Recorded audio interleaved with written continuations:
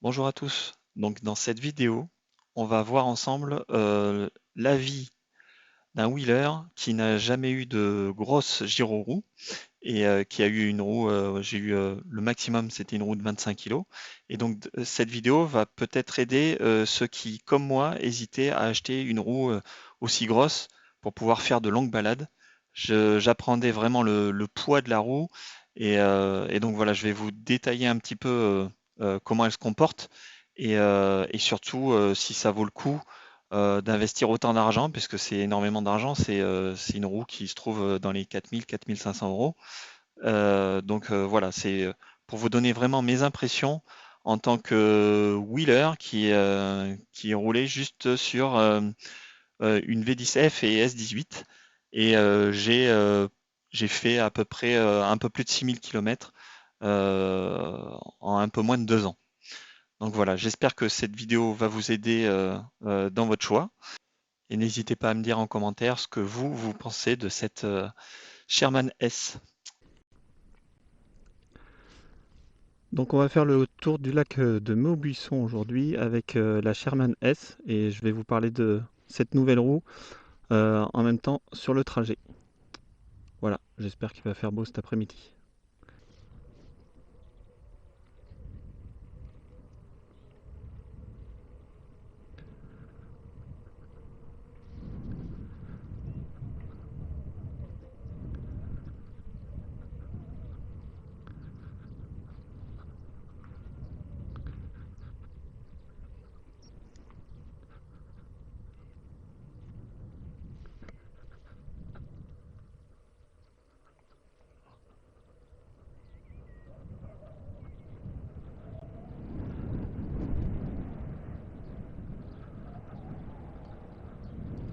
Je vais faire le tour de ce lac, donc Carcan-Maubuisson.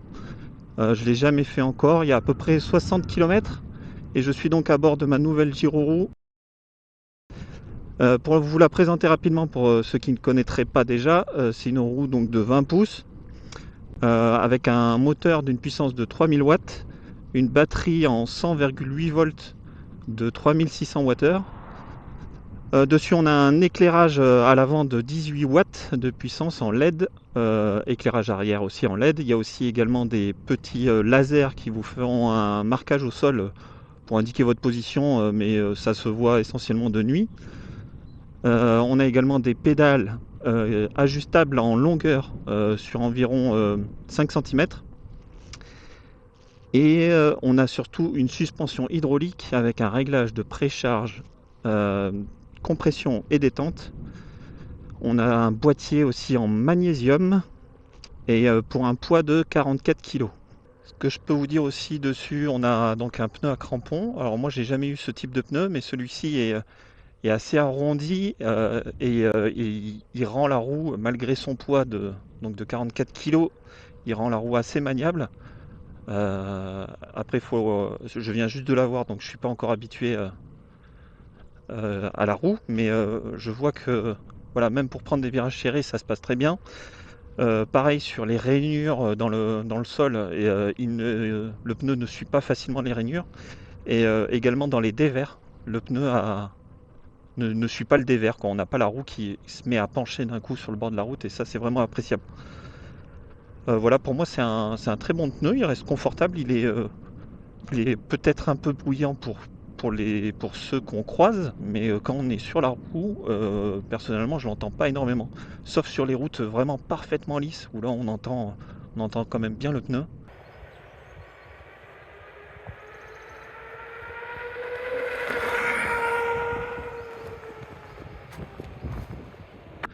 Et après, bah, tout dépend aussi à la vitesse à laquelle on roule. Mais en tout cas, c'est vraiment une bonne surprise pour moi qui était habitué juste à des pneus vraiment en route. Donc celui-ci m'a l'air très bien. Ah oui, et puis le bip sur cette roue, on l'entend vraiment extrêmement bien, même en roulant un peu vite. Là, je vais vous faire écouter le bip. Et j'ai mis du scotch.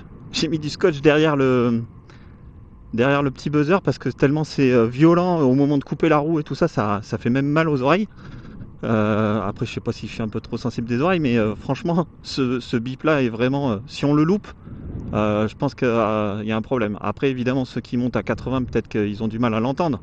Mais là, je le trouve vraiment hyper bruyant. Alors, c'est bien pour la sécurité, hein. Mais voilà, même avec un scotch derrière, bah, du coup, déjà, ça permet de, s'il pleut, d'éviter que l'eau rentre dedans. Mais il s'entend vraiment extrêmement bien. Juste pour information, juste avant cette roue, j'ai eu, j'ai eu deux roues que j'ai toujours d'ailleurs. J'ai eu une InMotion V10F qui pesait donc 20,6 kg et une Kingsong S18 qui est une des premières roues à suspension et qui fait 25 kg. Donc là, c'est la première roue que j'ai qui pèse aussi lourd, hein, donc 44 kg. Et alors, autant à rouler, c'est franchement vraiment facile.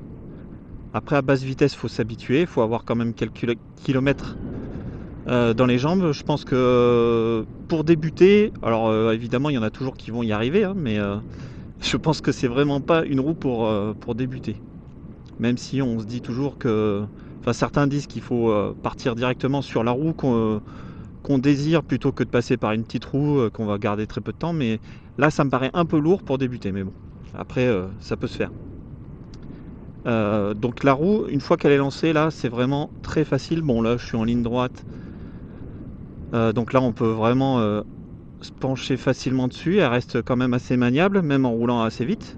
Et par contre, après, c'est pour tout ce qui est quand on va s'arrêter à une intersection, qu'on va avoir une petite descente avant l'intersection, on va avoir du mal à tenir le poids de la roue juste avec la jambe. On est tout le temps, enfin moi en tout cas pour l'instant, je m'agrippe assez régulièrement si c'est un peu penché, si la route est un peu inclinée ou comme ça, je m'agrippe à la roue au cas où parce que j'ai encore du mal à la tenir simplement avec ma jambe.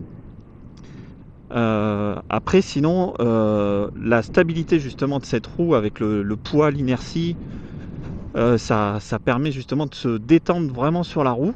La suspension, il fait beaucoup aussi. C'est vraiment la suspension est excellente. Et donc les kilomètres passent beaucoup plus facilement. J'ai pas de douleur. J'ai fait 60 km 2 jours d'affilée, 60 km par jour, un peu plus même. Et j'ai pas eu de douleur dans les pieds alors que d'habitude c'est le cas sur mes autres roues. Au bout de quelques kilomètres, je commence à avoir mal. Et là, je suis vraiment surpris par le confort. Mais je pense vraiment essentiellement que c'est la suspension, le fait qu'on soit plus détendu sur la roue, ça doit jouer énormément. Après dessus, je sais pas si vous le voyez, mais j'ai installé donc des powerpads de la marque Grisla. C'est les Grisla Flow. Donc alors après, j'ai aucun autre moyen de comparaison avec d'autres pads puisque c'est les premiers que j'installe sur une roue. Donc moi, ils me conviennent bien. Pour l'instant, je m'en sers pas trop pour accélérer. Quoique là, je les ai mis un peu beaucoup, enfin très en avant. Donc là, je me sers d'une jambe surtout pour accélérer. Mais je les ai surtout installés parce que pour moi, c'est indispensable sur une roue de ce poids-là. Il faut au moins des powerpads pour pouvoir freiner. Accélérer, bon, elle accélère très bien même sans s'appuyer sur les pads. Mais faut vraiment pouvoir freiner rapidement. Et là, pour moi, c'est indispensable. Parce que sinon, la coque en magnésium est vraiment très lisse. Et du coup, ça nous permet pas vraiment de s'agripper à la roue tout en freinant. Voilà, sinon, bon, j'ai installé des petites impressions 3D là sur l'avant pour protéger un peu la coque. Je les ai imprimées en dur, ça a cassé au moment de l'installer, mais bon, je les ai laissées pour l'instant, comme c'était juste avant de partir en vacances. Je me suis dit que j'allais laisser comme ça protège toujours, c'est toujours mieux que rien. Et j'ai aussi donc installé hop, sur les côtés et un petit siège. Ça protège en même temps la tête de l'amortisseur et c'est surtout que ça évite. Il y a un petit point dur que certains ressentent et d'autres non au niveau du tibia. Je pense que ça dépend si on a des plus ou moins gros mollets, quoi, en gros. Mais dans mon cas, ça m'appuie un peu dessus. Donc j'avais acheté ça en prévision en me disant, parce que quand je l'avais essayé juste quelques secondes. Et j'avais déjà senti un petit point dur au niveau de ma jambe. Donc je m'étais dit, on va anticiper le truc. Et je les avais commandés en même temps que de commander la roue.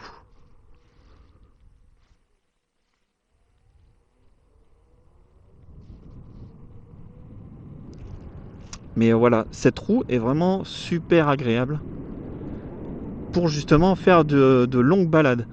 Je pense pas que je l'utiliserai pour aller au travail où je suis en plein centre de Bordeaux. Ça me paraît vraiment compliqué. Enfin compliqué, c'est surtout que c'est inutile. J'ai ma S18 pour ça et qui est beaucoup plus adaptée comme ça à faire des petits trajets en ville. Parce que j'ai 8 km pour aller au travail, donc ce qui est pas énorme. Et celle-ci elle va être vraiment réservée pour des longues balades comme là, ou quand je vais partir en vacances, ou tous les week-ends dès que je vais faire de longues balades. Mais après, je pense que c'est une roue qui pourrait effectivement faire tout type de trajet, hein. C'est juste que avoir une roue comme ça en plein en centre-ville, ça me paraît pas le plus adapté, quoi.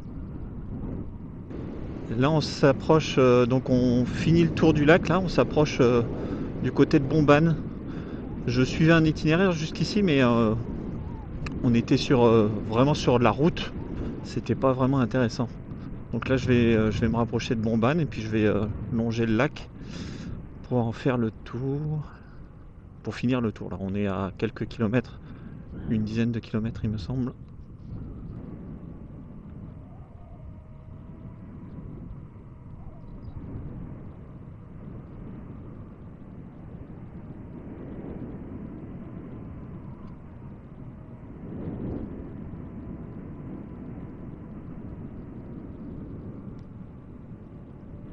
Avec la hauteur de ces pédales, on sent qu'on a une grosse marge avant d'accrocher quoi que ce soit. Quand il y a des racines ou même un petit trottoir ou comme ça, on se dit, franchement, vu la hauteur, il y a très peu de risques que ça touche. Par contre, l'effet, l'inconvénient, on va dire que c'est justement la hauteur des pédales pour monter et descendre de la roue. C'est un peu moins évident. Après, avec le poids, j'ai l'impression que quand on met le pied et que d'habitude on doit vraiment incliner la roue pour compenser le fait qu'on soit sur le point de monter dessus, et ben là j'ai l'impression qu'avec le poids, elle a tendance à ne pas trop bouger. Donc j'ai jamais eu à m'y reprendre au moment de monter dessus. On a l'impression qu'elle bouge pas la roue. C'est ça qui est étonnant.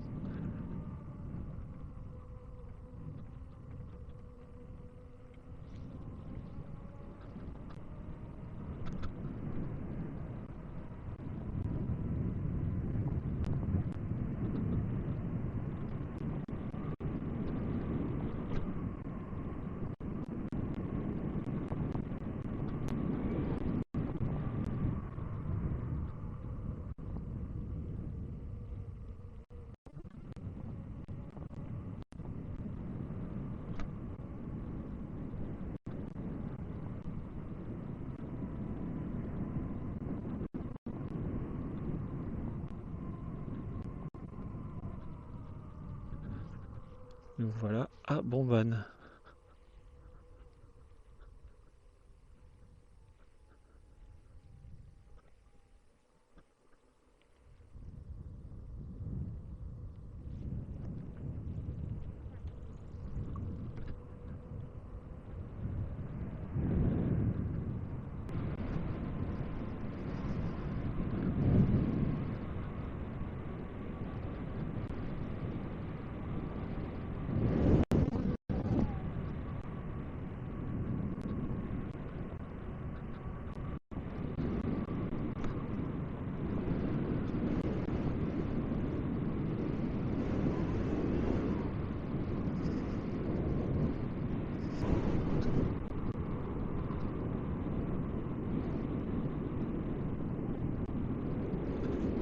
La qualité de ces suspensions, c'est juste dingue. Ça permet vraiment de passer sur des routes abîmées sans se poser la question de savoir si on va décoller les pieds de la roue ou quoi que ce soit.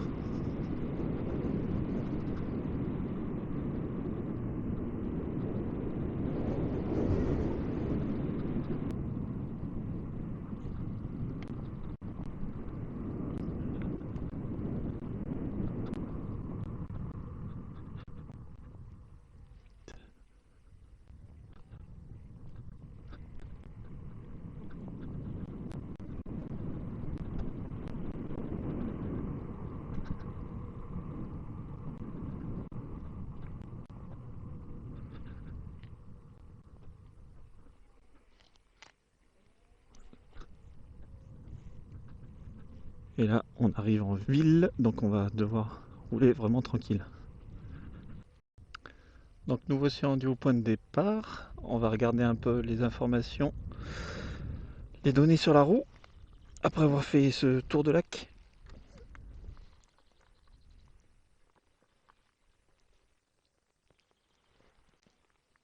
Alors on a fait exactement 60,6 km. Et je vais regarder sur le téléphone le pourcentage de batterie restante. Donc il reste 68% de batterie. Bon là ça indique comme quoi on a fait que 23 km, mais en réalité c'est juste parce que le Bluetooth s'est coupé à un moment. Si on regarde ici, j'ai fait, donc d'après le GPS, 58,2 et d'après la roue 60,6.